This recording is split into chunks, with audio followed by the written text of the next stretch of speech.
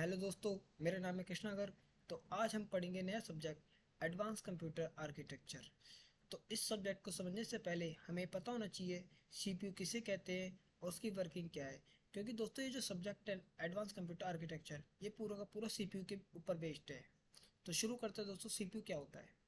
The computers brain, just as the human brain is the most important part of human body as it direct and control the action of body, CPU is the brain of a computer। जैसे human being होता है, वो कई सारे operation perform करता है, जैसे खाना खाता है, बात करता है, गाना गाता है, चलता है फाइट करता है, मतलब जितने भी ऑपरेशन ह्यूमन बींग कर सकता है उन सबको कंट्रोल और डायरेक्ट कौन करता है? उनका ब्रेन ह्यूमन का।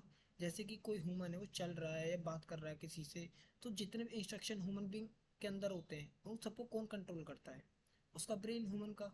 ऐसे ही कंप्यूटर के अंदर जो भी हम काम कर रहे होते हैं उन सबको कंट्रोल कौन कर रहा होता है? CPU. CPU the computer brain, computer का ब्रेन होता है। Control and direct the internal activities and action of a computer.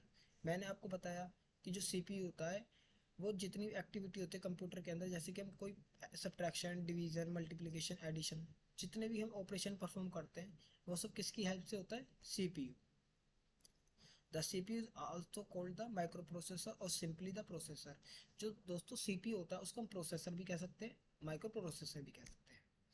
CPU consist of control unit, arithmetic logic unit, register. दोस्तों ये control unit, arithmetic logic unit और register ये CPU के components है। मतलब सीपीयू आपने देखा होगा कौन सा डिवाइस है, तो उसके अंदर का उसके पार्ट्स होते हैं कि जो उसको ऑपरेशन परफॉर्म करने में हेल्प करते हैं। These three sections of the microprocessor work together to control the operation of the system।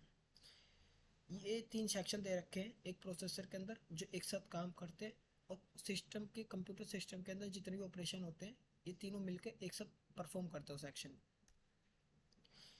These are connected to other crucial components like input devices, output devices, and secondary memory via special connecting wires called the system bus। दोस्तों एक control unit, arithmetic logic unit, register आपको बताया था तीन section है, और जब तीनों एक साथ मिलकर काम करते हैं तो सीपीयू कोई ना कोई एक्शन परफॉर्म करता है जो कि एक यूज़र ने दिया। जैसे यूज़र ने एक इनपुट डाला 2+2, तो इसका आंसर हमें क्या आ जाता है? कंप्यूटर पे 4 आया। तो ये 4 डायरेक्ट कैसे आया हमारे पास, मतलब आंसर कैसे निकल के आया? तो ये तीन कंपोनेंट्स एक साथ मिलके काम करते हैं, उस सब्ट्रैक्शन, डिवीजन, मल्टीप्लिकेशन जो भी यूज़र देता है, इन तीनों की हेल्प से हमें आंसर मिलता है। तो इन तीनों को आपस में कौन कनेक्ट करता है? एक सिस्टम बस। देखो, एक वायर कनेक्ट होती है जिसकी हेल्प से तीनों के तीनों एक साथ काम करते हैं, उसे बोलते हैं सिस्टम बस। आज अब हम पढ़ेंगे कंपोनेंट्स ऑफ सीपीयू। सीपीयू के कौन कौन से कंपोनेंट्स हैं? Input devices, output devices, control unit, arithmetic logic unit, register, memory, CPU. अब जैसे कि अभी प्रीवियस स्लाइड में पढ़ा था control unit, arithmetic logic unit, register. अब हम समझाएंगे आपको कंपोनेंट्स ऑफ सीपीयू, मतलब सीपीयू के सीपीयू वर्किंग क्या है उसकी। अब आप ध्यान दो, जैसे कि हमने इनपुट डिवाइसेस ले लिया। इनपुट डिवाइसेस मतलब keyboard, mouse. Output devices computer screen जिस पे हमें आंसर निकल के आता है, और प्रिंटर हो गया। सेकेंडरी मेमोरी कौन सी? Hard disk, floppy disk. Memory कौन सी होती है? रैम, रोम होती है मेन मेमोरी। अर्थमेटिक लॉजिक भी आपको पता ही होगा, प्लस माइनस सब्ट्रैक्शन डिवीजन। अब मैं आपको काम बताता हूँ कैसे करता है ये सीपीयू। जैसे इनपुट डिवाइस पे यहाँ हमने डाल दिया 2+2। अब 2+2 हमने डाल दिया इधर यूज़र ने। अब हमारे पास क्या आ जाता है अगर हमने इनपुट डिवाइस में 2+2 डाला कीबोर्ड से? आउटपुट पे हमारे पास डायरेक्ट दिख जाता है कि हाँ भाई 4 आ गया आंसर। पर वो आता कैसे है? अब कंट्रोल यूनिट, जो भी हमने इनपुट यहाँ पे इनपुट डाला 2+2, तो ये जो इंस्ट्रक्शन हमने दिया है ये जाती है डायरेक्ट यहाँ से कंट्रोल यूनिट पे। अब कंट्रोल यूनिट क्या होती है? कंट्रोल यूनिट करती है जितना भी ऑपरेशन परफॉर्म होता है सीपीयू के अंदर, प्रोसेसर के अंदर, उन सबको मैनेज करती है कंट्रोल यूनिट। जैसे कि आप देख सकते हो कंट्रोल यूनिट हर किसी से कनेक्टेड है, जैसे इनपुट डिवाइस से भी कनेक्टेड है, आउटपुट डिवाइस से भी कनेक्टेड है, सेकेंडरी मेमोरी से भी कनेक्टेड है, मेमोरी से भी कनेक्टेड है, रजिस्टर से भी, अर्थमेटिक लॉजिक यूनिट से भी कनेक्टेड है। मतलब एक सबसे कनेक्टेड है कंट्रोल यूनिट।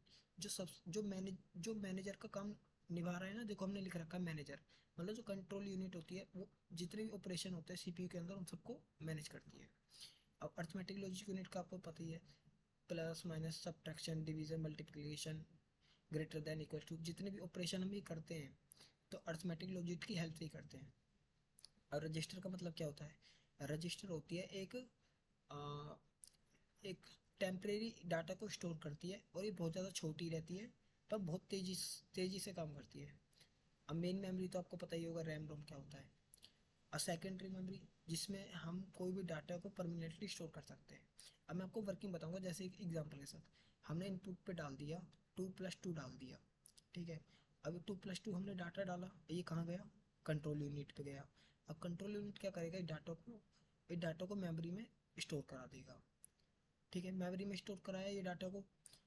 अब फिर 2+2 मतलब 4 होना चाहिए, तो प्लस की कैलकुलेशन कौन करेगा? प्लस की कैलकुलेशन करेगा अर्थमेटिक लॉजिक यूनिट। यहाँ देखो प्लस लिख रखा है ना। अब अर्थमेटिक लॉजिक यूनिट कहेगा कि मेरे को डाटा दो, मेरे को कैलकुलेशन करनी है। तो ये क्या करेगा? ये मेन मेमोरी को कहेगा कि मेरे को भाई कैलकुलेशन करनी है, मेरे को डाटा दो। अब मेन मेमोरी क्या करेगा? कंट्रोल यूनिट की हेल्प से वो डाटा जो 2+2 है, जो इनपुट डिवाइस ने दिया, उसको रजिस्टर में सेव करा देगा। अब रजिस्टर में सेव करा दिया। अब रजिस्टर से वो डाटा कहाँ चले जाएगा? अर्थमेटिक लॉजिक यूनिट, जो कि 2+2 4 होता है। तो कंट्रोल यूनिट पे दोबारा जाएगा वो डाटा, और वो सेव हो जाएगा आउटपुट डिवाइस में जाके। समझ गए आप? इनपुट डिवाइस से डाटा गया कंट्रोल यूनिट, कंट्रोल यूनिट से गया मेन मेमोरी में।